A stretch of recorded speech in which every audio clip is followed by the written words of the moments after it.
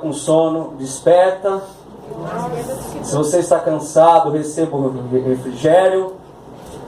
Se você está com a cabeça em Marte, volta para a Terra. Amém? E diz assim: e Saulo, respirando ainda ameaças e mortes contra os discípulos do Senhor, dirigiu-se ao sumo sacerdote e, pedindo-lhe cartas para Damasco, para as sinagogas, a fim de que se encontrasse alguns daquela seita, quer homem, quer mulheres, os conduzisse presos a Jerusalém. E indo no caminho, aconteceu que, chegando perto de Damasco, subitamente o cercou um resplendor de luz. E caindo em terra, ouviu uma voz que lhe dizia: Saulo, Saulo, por que me persegues? E ele disse: quem é, Senhor? E disse o Senhor: eu sou Jesus, a quem tu persegues. Duro é para ti recalcitar contra os aguilhões. Eita! E ele, tremendo e atônito, disse: Senhor, que queres que faça? E disse-lhe o Senhor: levanta-te e entra na cidade, e lá te será dito o que te convém fazer. E os varões que iam com ele pararam espantados e ouviram a voz, mas não vendo ninguém. E Saulo levantou-se da terra, e, abrindo os olhos, não via ninguém. E guiando-o pela mão, o conduziram a Damasco. E esteve lá 3 dias sem ver, e não comeu, e nem bebeu. E havia em Damasco um certo discípulo chamado Ananias, e disse-lhe o Senhor em visão: Ananias? E ele respondeu: eis-me aqui. E disse-lhe o Senhor: levanta-te e vai à rua direita, chamada direita, e pergunta em casa de Judas por um homem chamado Saulo de Tarso, pois eis que ele está orando. E numa visão ele viu que entrara um homem chamado Ananias, e punha a mão sobre ele para que tornasse a ver. E respondeu Ananias: Senhor, de muitos ouvi acerca deste homem, quantos males tem feito aos teus santos em Jerusalém. E aqui tem poder dos principais dos sacerdotes para prender a todos os que invocam o teu nome. Disse-lhe, porém, o Senhor: vai, porque este é para mim um vaso escolhido para levar o meu nome diante dos gentios, dos reis e dos filhos de Israel. Amém? Deus, quero agradecer, porque a tua palavra ela nunca erra, Pai. Ela é a nossa bússola aqui na terra, e o Senhor deixou-a como caminho para chegarmos à eternidade, caminhos para chegarmos ao Santo dos Santos, Pai. Por isso, Senhor, a tua palavra está aqui. Eu peço que o Seu Espírito Santo conduza, meu Pai, todas as coisas, Senhor, tudo que vai acontecer. E nós cremos que o Seu nome será engrandecido e exaltado, Pai. Em nome de Jesus, amém. Pode dar um pouco mais de retorno aqui para mim? É o verde, por favor. O título dessa mensagem é a revelação de quem é Jesus. Nós conhecemos bem a história de Cristo. Nós sabemos que Ele passou 33 anos aqui nessa terra e fazendo grandes coisas. Ele nasceu, aos 12 anos ele já foi pregar para os principais das sinagogas. Só que houve um período em que na Bíblia não se fala a respeito de Jesus Cristo. Quando ele completa 30 anos, com 29 anos e meio, mais ou menos, para 30 anos, ele começa a exercer o seu ministério. E eu e a Tê que estávamos conversando esses dias, antes de irmos para o Rio, sobre o que aconteceu nesse período em que Jesus, não é citado a vida de Jesus, dos 12 aos 30 anos de idade. E a gente estava com uma revista, acho que é super interessante, e essa revista afirmava que Jesus, eu entendi o comentário, não era pejorativo, mas dizia que Jesus não era um homem letrado, era um analfabeto, e trabalhava com José como carpinteiro. Eu falei: Teca, aqui ele está errado, porque para uma pessoa ser chamada de mestre, como Jesus era, pelos seus ensinamentos, a pessoa tinha que ter muito estudo. Na Grécia Antiga, só era chamado de mestre quem tinha muito estudo, quem tinha um conhecimento genuíno. Como no caso naquela época, um pouco antes de Aristóteles, por exemplo. Antes do advento de Cristo, Aristóteles estava na Grécia e ensinou vários filósofos. Então, para uma pessoa ser chamada de mestre, ele precisava ter um conhecimento grande, saber muito de vários assuntos. Tanto é que em João, se eu não me engano, 12, alguns filósofos, os gregos, vêm até Jerusalém para conversar e querer saber mais sobre Jesus, porque o nome dele estava sendo levado para o mundo inteiro, as maravilhas que ele fazia, e os filósofos vieram a Jerusalém para saber a respeito desse Messias, desse homem, que operava grandes coisas, operava milagres. E sabe o que Jesus faz? Ele fala para Tiago e para os seus discípulos: eu vou entrar. Ele entra e deixa os filósofos lá conversando entre eles. E nós sabemos que os 33 anos que Jesus passou aqui na terra, ele veio para fazer a vontade de Deus. Deus, nosso Pai. E nos 3 anos que ele exerceu o seu ministério, lá em Atos capítulo 10, se vocês quiserem, quem está com a Bíblia aberta, versículo 39, Atos 10, 39, Atos 10, 38, perdão. Atos 10, 38 vai dizer assim: e como Deus ungiu a Jesus de Nazaré com o Espírito Santo e com virtude, ou algumas outras traduções com poder, o qual andou fazendo bem, curando a todos os oprimidos do diabo, porque Deus era com ele. Então, nós vemos aqui, Pedro resumiu a obra de Jesus. Deus ungiu a Jesus de Nazaré com o Espírito Santo e com poder. O Espírito de Deus quer nos ungir nessa noite com poder, com o Espírito Santo, para que nós venhamos a fazer a sua obra e levar o nome dele a outras pessoas, a quem não conhece o nome de Cristo. O qual andou fazendo o bem e curando a todos os oprimidos pelo diabo, porque Deus era com ele. Nós podemos ver aqui que o Espírito Santo ele se revela a nós, trazendo poder, que é a virtude, para usarmos na sua obra e para que possamos refletir que Deus é conosco. Você é uma pessoa escolhida por Deus. Amém. Você é uma pessoa selada pelo Espírito Santo de Deus. Glória. E nós temos que passar essa imagem, nós temos que mostrar para o mundo que somos discípulos de Cristo. Aleluia. E seguimos os seus ensinamentos. Ele veio em forma humana para um propósito: morrer na cruz e nos resgatar. Porém, muitos que viram Jesus face a face não tiveram a revelação de que ele era o Senhor dos senhores, o Messias. O nome Messias significa ungido. Então, muitas vezes nós estamos na igreja, somos crentes, e não temos a revelação de quem é Jesus Cristo. É verdade. Nós não temos a revelação de quem é esse ser todo-poderoso, do Criador. Só que nessa noite eu vou dar alguns passos para termos a revelação de quem é esse Jesus a quem nós pregamos. Eu posso te dizer uma coisa, muitos muitos que estão aqui sabem disso. Esse Jesus, ele foi o único que morreu e ressuscitou. Esse Jesus, ele está aqui no nosso meio agora. Esse Jesus, ele pode mudar a sua vida, a sua história. Esse Jesus pode entrar em áreas que eu e você não podemos entrar. O único que tem o poder de analisar o ser humano, ver o comportamento dele e estipular o melhor para essa pessoa é Jesus Cristo de Nazaré. É o único. Então a primeira coisa,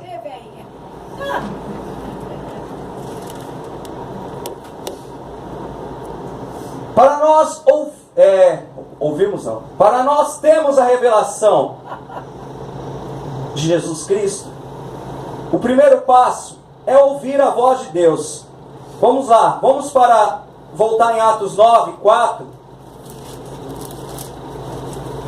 E vai dizer assim: e caindo em terra, houve uma voz que lhe dizia: Saulo, Saulo, por que me persegues? Ande! Ramancho! Quem era Saulo? Que mais pra frente vai mudar o nome para Paulo. Ele era um homem extremamente estudado. Ele estudou na escola de um homem chamado Gamaliel. Gamaliel era o melhor dos professores que tinha na época em Israel. Todos queriam ter aula com Gamaliel. Todos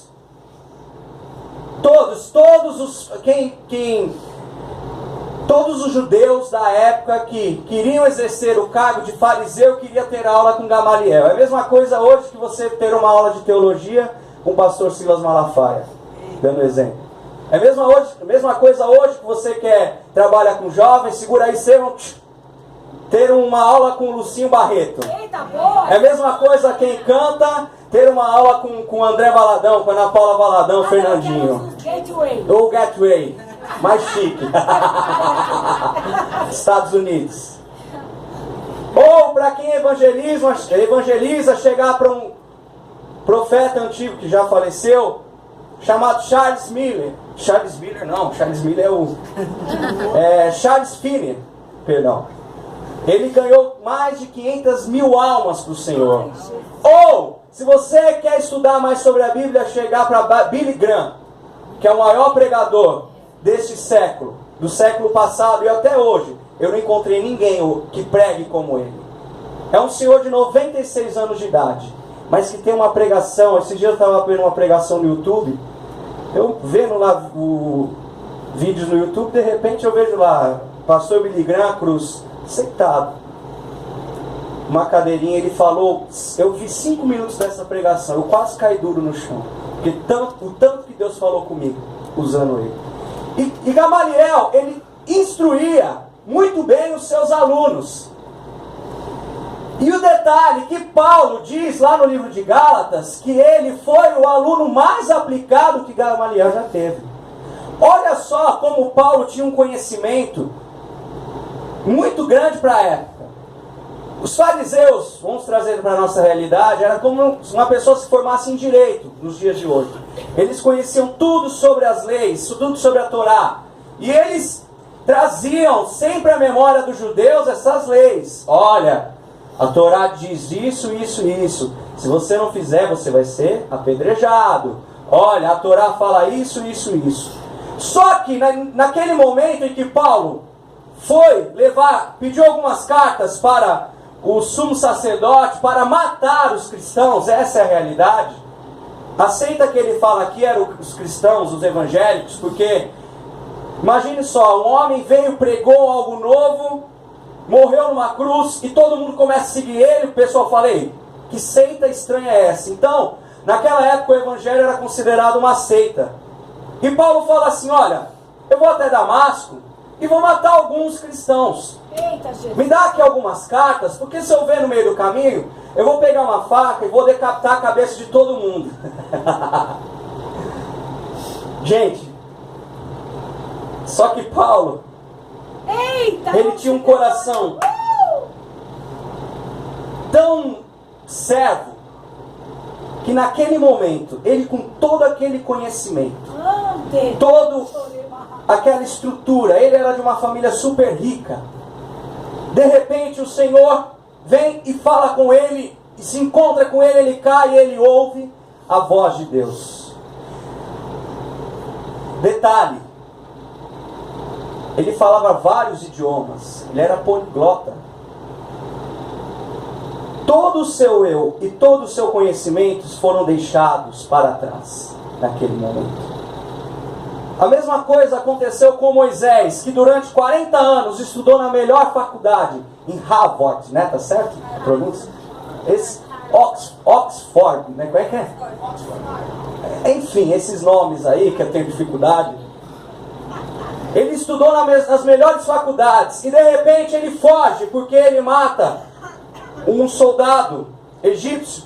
Vai para o meio do deserto e Deus começa a falar com ele. Moisés. Lá em Êxodo capítulo 3 nós vamos ver isso. E Deus ele fala com ele e ele fala: Senhor, quem é que está falando comigo? A mesma coisa que Paulo. Eita, coisa maravilhosa! O eu sou que está falando contigo, Moisés. Nessa noite, queridos, vamos abrir os nossos ouvidos para ouvirmos a voz de Deus. Porque às vezes Ele está ao seu lado, Ele está falando coisas dos céus para vocês, e você nem percebe que é o Espírito Santo que está falando. Estamos dispostos a mudar o curso da nossa vida ou interromper com nossos planos e projetos para ouvir a voz de Deus? Eita, é sério isso, hein? Paulo interrompeu toda a sua carreira. Paulo interrompeu toda a sua vida para seguir a Jesus Cristo. Como eu disse, ele tinha conhecimento de tudo da época, da lei. E ele deixou tudo isso de lado para seguir ao Senhor Jesus Cristo. Mateus capítulo 7, versículo 24, por gentileza. Mateus capítulo 7, versículo 24.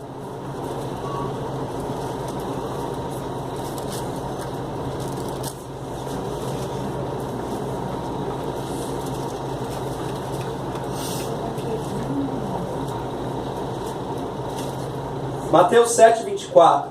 Eu vou lendo para ganhar tempo. Todo aquele, pois, que escuta as minhas palavras e as pratica, é semelhante ao homem prudente, que edifica a sua casa sobre a rocha, e descendo a chuva, e correndo rios, e soprando ventos, combateram aquela casa, e não caiu, porque estava edificada sobre a rocha. E aquele que ouve as minhas palavras e não as cumpre, eu comparo a um homem insensato, que edificou a sua casa sobre a areia, e desceu a chuva, e correram rios, e sopraram ventos, e combateram aquela casa, e caiu, e foi grande a sua queda. Amados, ouvir a voz de Deus faz com que também nós venhamos a tomar ações. Ouvir a voz de Deus. Jesus fala aqui, olha, aquele que escuta as minhas palavras e a pratica, é semelhante a um homem prudente, que edifica a casa dele sobre a rocha. A rocha aqui é o próprio Jesus Cristo. Quando você escuta a palavra de Deus, você escuta a voz do Senhor, você está edificando o seu espírito, a sua alma e o seu próprio corpo em Jesus Cristo, porque Ele é a rocha. Você está edificando, você está dando um alicerce à sua vida. Você vai caminhar e você vai ter um amparo, você vai ter alguém para te socorrer. Porque você está fincado na verdadeira videira, na verdade. Agora, se você ouve as palavras do Senhor e não as cumpre ou não pratica, você é semelhante a um homem insensato, que constrói sua casa na areia. E de repente isso cai, faz que nem os 3 porquinhos. Vai lá o lobo, sopra e cai. Vai lá o diabo, sopra e cai. E você fica a ver navios. O Senhor quer que nós venhamos a instalar a nossa casa nele, a nossa vida. A casa que Ele está falando aqui é a minha e a sua vida. E por que não a casa de vocês, a família de vocês também? Muitos estão padecendo porque não edificaram seus filhos na palavra de Deus. Muitos estão padecendo porque não edificaram a sua família na palavra de Deus. Muitos estão padecendo porque não ouvem a voz de Deus. O interessante é que Jesus Cristo falou, olha, só ouça aquilo que eu tenho para te dizer. Oh, aleluia! Só ouça. Lá em Apocalipse, nós vamos ver várias vezes o Senhor falando: aqueles que têm ouvido, ouça que o Espírito diz à igreja. Queridos, vamos abrir os nossos ouvidos para ouvir aquilo que o Senhor tem dito para nós. Aleluia. Se é uma palavra de correção, saiba que é para o seu bem. Se é uma palavra de bênção, é porque Ele quer te abençoar mais. Se é uma palavra de ânimo, é porque Ele quer te animar. O Senhor não quer que venhamos a estar da mesma forma que nós entramos. Nós temos que entrar diariamente na presença dEle e escutar a voz de Deus. Queridos, às vezes queremos ficar no meio da multidão. Às vezes queremos ficar no meio do povão mesmo. E muitas vezes não temos como ouvir a voz de Deus. Sendo que Deus está te chamando: vem cá, eu quero ter nesse momento um particular contigo. Aleluia. Quantos livramentos ou quantas revelações Deus pode dar para mim e para você, se você tirar um momento com Ele, se você ouvir realmente a voz dEle. Um exemplo de uma pessoa que ouviu a voz de Deus foi o próprio Cristo. Em Filipenses capítulo 2, versículo 5 diz: de toda sorte que haja em vós mesmo o mesmo sentimento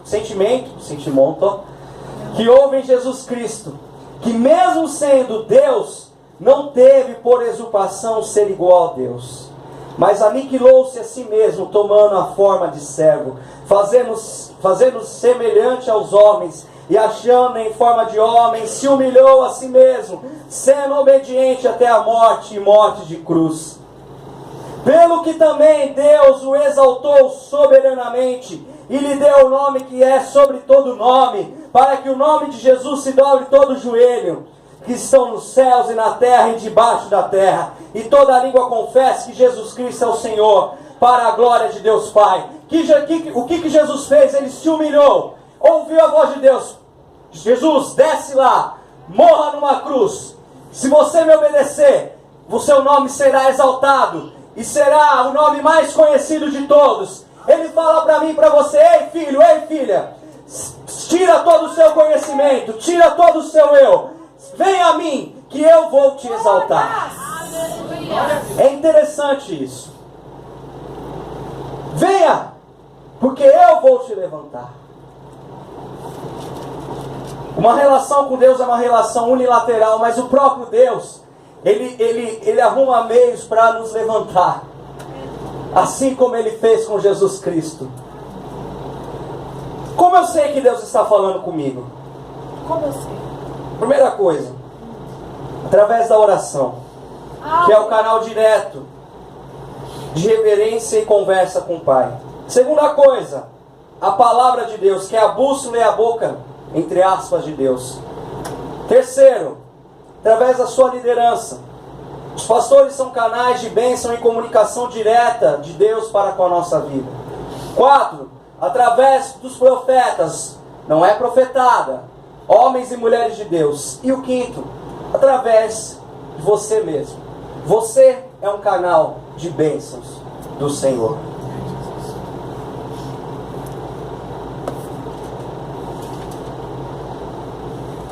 Segunda coisa, é estar disposto. No versículo 6,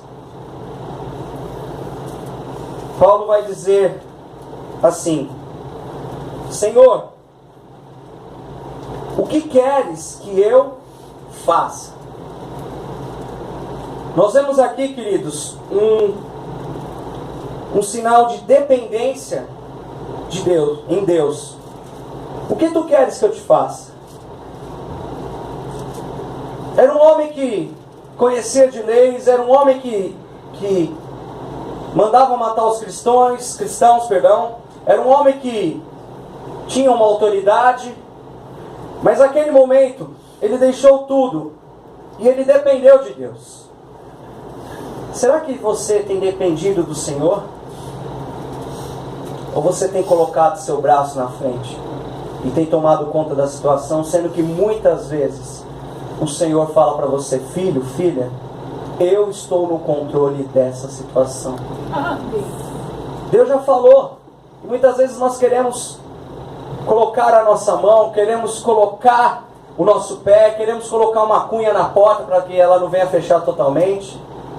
Eita, é verdade. Queridos, se Deus falou, eu estou no controle, é porque tem um propósito.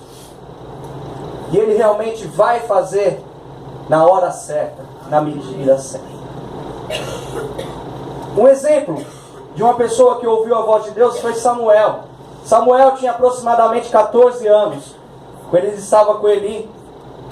E por 3 vezes o Senhor falou, Samuel, Samuel, e ele pensou que era o profeta. Na terceira vez ele dá o conselho, olha Samuel, agora eu sei que é Deus que está falando com você. Na terceira vez, Samuel mudou o discurso. Deus falou, Samuel, Samuel. Ele disse, fala Senhor, porque o teu servo te ouve.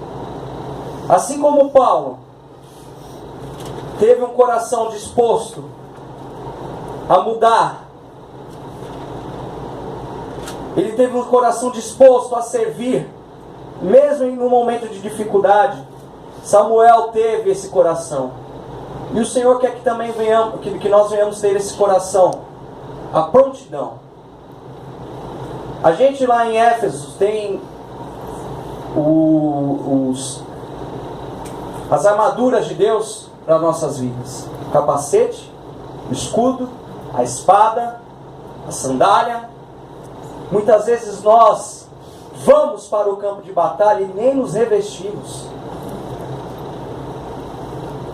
O Senhor até nos chama, filho, você está disposto? Estou. Mas você não se reveste, você é uma presa fácil do diabo. Você está totalmente despido para ir para uma guerra. Paulo, ele tomou o primeiro passo. Ele estava pronto para fazer aquilo que Deus mandou. Você está pronto para fazer aquilo que Deus quer na sua vida? Será que nós estamos numa zona de conforto? E essa zona de conforto tem causado um comodismo na nossa vida? Será que Deus falar para você, filho, vai para lá, vai para cá, faça isso, você vai fazer? Ou eu mesmo, que vem primeiro para mim?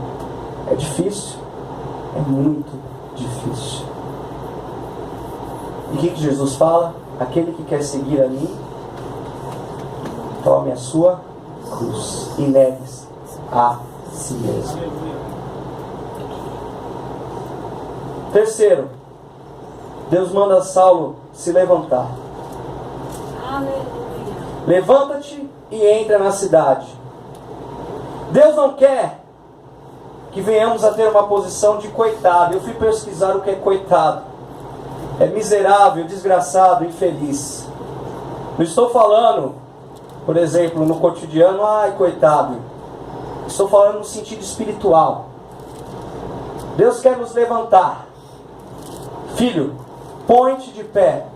Em Ezequiel, capítulo 2, ele vai dizer, filho do homem, põe-te de pé e falarei contigo. Então entrou em mim o Espírito de Deus, e quando falava comigo, me pôs de pé, e eu ouvi o que ele falava. E ele me disse, filho do homem, eu te envio aos filhos de Israel, as nações rebeldes que se rebelaram contra mim, e os seus pais prevaricaram contra mim, e neste mesmo dia. Se nós formos pegar o exemplo de Ezequiel, era um chamado muito complicado, e não dava para Deus passar a mão em Ezequiel. Ezequiel, presta atenção, você vai pegar e vai para um povo que não vai te ouvir. Não, filho do homem, fique em pé. Muitas vezes Deus quer que venhamos a ficar em pé, mas nós estamos no sono da indolência. E Deus fala aqui, Paulo, fique em pé, levanta e vai na cidade. Vai lá.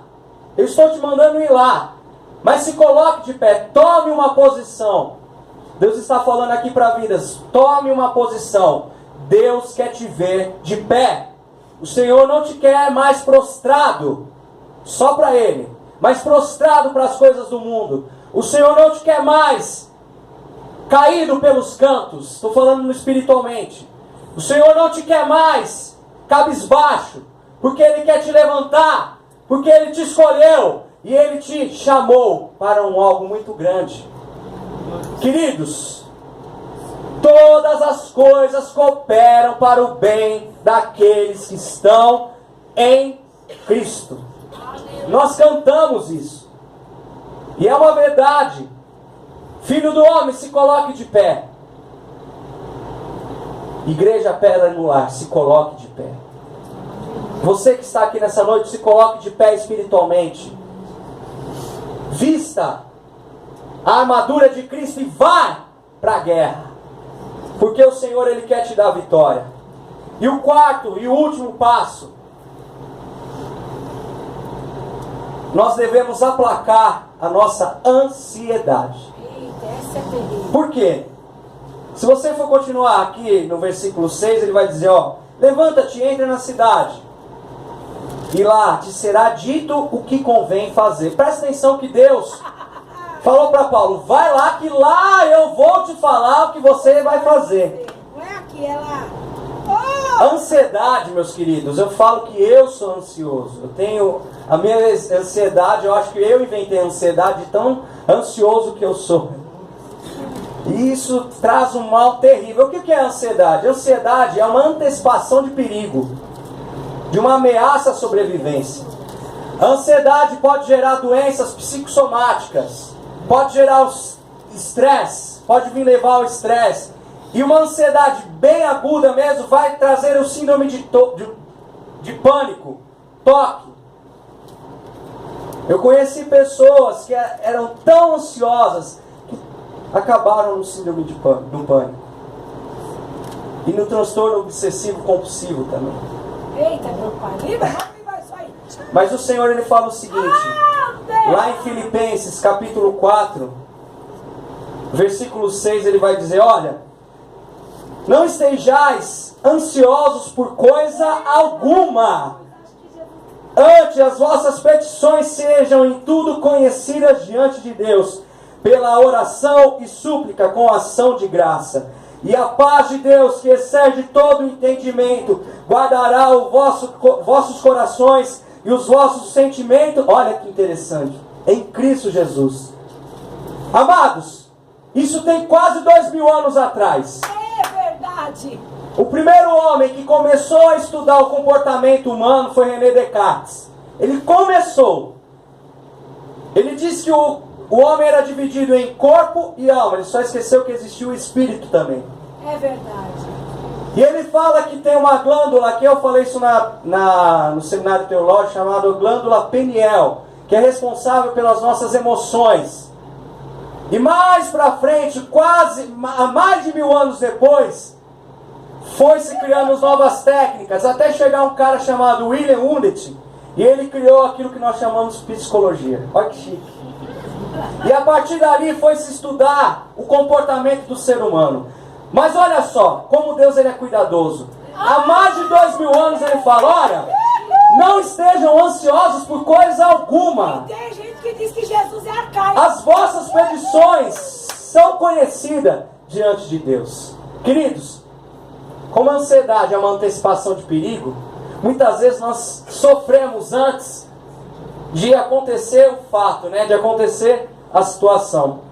O Senhor está preparando uma porta de emprego, isso é para mim, recebo. Nós ficamos ansiosos, essa porta de emprego não chega, essa porta de emprego não chega. Aí nisso sai uma pessoinha aqui, a Broadway, uma prova na faculdade, a transformação na família. Mas saiba, querido, que tudo tem o seu tempo. Glória. Tudo tem o seu tempo. Olha só, no versículo 8, olha como Deus aqui já dá a receita para vencermos a ansiedade. Quanto ao mais, irmãos, tudo que é verdadeiro, tudo que é honesto, tudo que é justo, tudo que é puro, tudo que é amável, tudo que é de boa fama, se há alguma virtude e se há algum louvor, nisso pensais. o que também aprendestes e recebestes e ouvistes vindo de mim, isso fazei, e o Deus de paz será convosco. Nós, quando estamos no momento de ansiedade, nós pensamos, nós passamos dias, até não dormimos, né? Será que esse dia não vai chegar? Eu sou tão ansioso que minha perna começa a tremer. Eu sou bastante, me dá às vezes taquicardia, às vezes eu fico no estado que nem da pastorear elétrico, e muitas vezes eu não sei como fazer, mas aqui ele já dá a receita. À tarde, quando eu estava preparando a pregação, o Senhor falou: aqui a receita. Falei: mas Senhor, eu sou extremamente ansioso, Pai. Filho, pense em coisas verdadeiras, coisas honestas. Aleluia! Aquilo que é justo, aquilo que é puro, aquilo que é amável, o que é de boa fama, o que há de virtude. Os nossos olhos é o sentido mais rápido, porque você vê uma coisa, transluz, é muito rápido para chegar no seu cérebro, e você já tem a percepção do ambiente. Está com dificuldade? Leia a Bíblia. Amém. Está passando por um momento difícil? Ore. Pense em coisas boas. Pense naquilo que é verdadeiro. Pense naquilo que é justo. Pense naquilo que é amável. Uma das formas de vencermos a ansiedade que está dentro do nosso coração é entregando a Deus e confiando de todo o seu coração. É a melhor forma. Senhor, essa situação aqui está tão difícil. Nossa, Jesus, eu estou com conta atrasada, minha família não se converte, eu estou esperando esse emprego, essa nota na faculdade, essa nota na escola. Senhor, está tudo tão difícil, mas eu quero entregar na sua cruz. Nós cantamos aqui: vou deixar na cruz tudo o que passou, tudo o que ficou para trás. Queridos, esses 4 passos, eles vão nos guiar para que mais à frente tenhamos um contato sobrenatural com a pessoa de Cristo. Tendo contato com a pessoa de Cristo, você vai se parecer com Ele. Se parecendo com Ele, todos que estão ao seu lado precisam ver que você é do Senhor. Como a pastorear, até o seu cachorro precisa reconhecer que você é crente. Aonde você estiver, todos precisam saber que você carrega o nome do Senhor. Amém. O interessante é que, quando Paulo chega diante dos apóstolos, Ananias leva ele lá perto dos apóstolos, eles olham Paulo e correm, vão para debaixo da mesa. Só que Deus fala: olha, eu já mudei o coração dele. E eles ficam maravilhados, porque eles veem a transformação em Paulo. Se você é um verdadeiro discípulo de Cristo, você precisa mostrar interiormente e exteriormente, tá certo? Exteriormente? No estereótipo mesmo. Na sua vida, você precisa mostrar que você tem Cristo. São em pequenas atitudes, pequenos atos, pequenos comportamentos que você vai mostrar ao próximo que Jesus Cristo é o Senhor e Salvador. Eu vou cair mesmo. Eu quero liberar uma palavra profética para encerrar. A revelação do Senhor Jesus, de quem é Jesus, na minha e na sua vida. Otávio, eu já sou cristão, eu já estou um tempo na casa do Senhor, eu já vi experiências e vivo experiências sobrenaturais. Amados, muitas vezes isso não significa nada. Sabe por quê? É verdade. Pedro falou o seguinte: olha, eu sei que você é o Filho do Deus vivo. Só que mais pra frente ele nega Jesus com medo. Depois Cristo vai chegar a ele de novo e vai se revelar: Pedro, você me ama? Sim, mestre, eu te amo. Pedro, você me ama? Sim, mestre, eu te amo. Pedro, oi, você me ama? Mestre, eu já falei para o Senhor, eu te amo tanto, eu te quero na minha vida. Tá bom, Pedro, faça o que eu estou te mandando, edifica a minha igreja. Quando você tem a revelação do Senhor Jesus, você sai fortalecido para algo novo. E Ele fala: filho, filho, filha, edifiquem a todos que não me conhecem, edifique o seu próximo, edifique o seu irmão, edifique o seu vizinho, edifique a pessoa que está ao seu lado, edifique, traga a mim. Grandes coisas eu vou fazer. Amém? Eu quero orar por você. Quero declarar que você vai receber essa revelação da pessoa de Cristo. Não adianta estar 30 anos na igreja, dizer que faz coisas. Amados, eu quero... Isso infelizmente está muito latente no evangelho hoje. O cara canta muito, o cara prega muito. E daí? Muitas vezes ele nem conheceu Cristo. A Bíblia diz que, em livro de Atos, que quando Pedro chega em uma determinada cidade, havia um feiticeiro que fazia coisas e levava essas pessoas ao encantamento. E Pedro começa a curar através do nome de Jesus. E esse homem começa a ficar atônito, maravilhado, e fala para Pedro: olha, eu quero comprar esse dom. Pedro fala: isso aqui você não vai comprar. Se você quiser, eu te dou. A pessoa que está fazendo isso, que não sou eu só sou um instrumento. Nós temos que reconhecer que somos apenas um instrumento nas mãos do Senhor.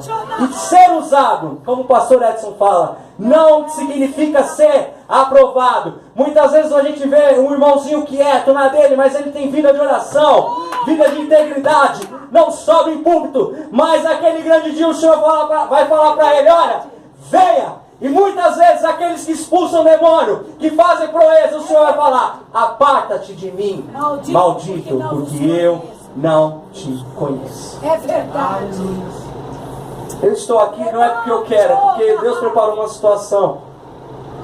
Pastor Edson, pastor Iaro, Roger, nós estamos aqui porque Deus preparou essa situação, queridos. Mas a revelação de Jesus Cristo é algo tão sobrenatural que se você tiver experiências com Deus, você vai querer mais.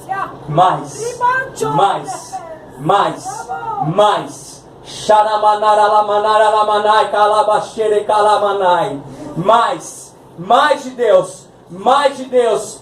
Eu e você não vamos nos contentar com pouco. Uma pequena revelação aqui, uma pequena palavra aqui. Não, isso é muito pouco para aquilo que Jesus quer fazer na minha e na sua vida. Se você está passando por dificuldades, se você entrou aqui num estado emocional crítico, eu quero te dizer uma coisa: há uma pessoa que zela por mim e por você, há uma pessoa que trabalha por mim e por você. Ele é o maior de todos os psicólogos. Ele pode entrar no mais profundo da sua alma e tirar toda a sua tristeza e mágoas. E o nome dele é Jesus Cristo de Nazaré, aquele que morreu na Baxerecananai e ressuscitou no terceiro dia. E ele está aqui, queridos, nessa noite. Vai para lá.